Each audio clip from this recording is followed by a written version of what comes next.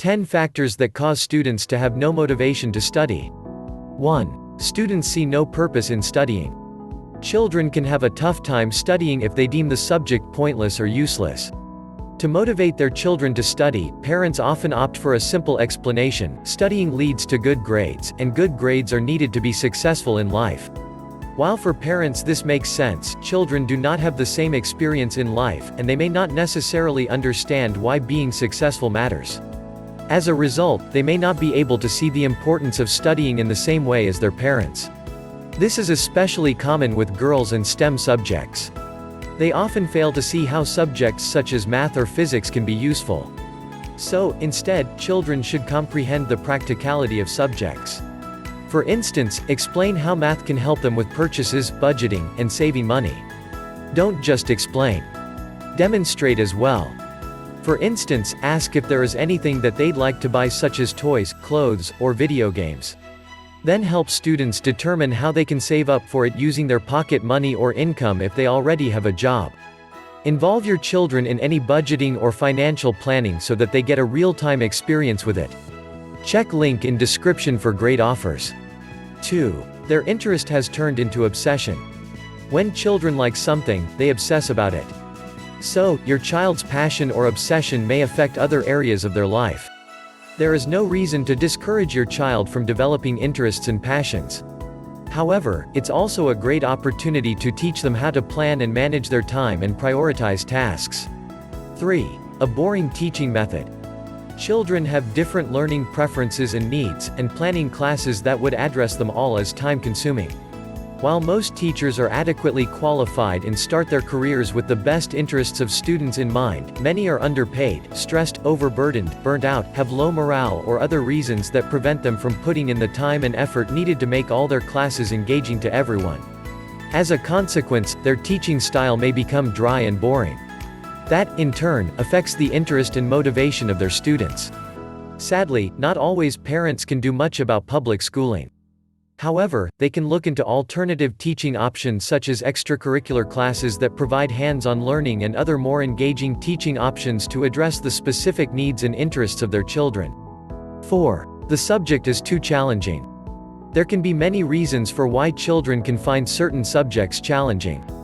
This can be either not being naturally strong in a specific area, having developed gaps in knowledge, or perhaps needing more time or practice with specific tasks. Repeatedly failing to succeed in a certain subject can ultimately develop negative associations with the subject and result in no motivation to study. It's important to talk to a child and help them identify what is causing the subject to be challenging to provide the best possible solution to it. Check link in description for great offers. 5. The subject is too easy. No education system is perfect.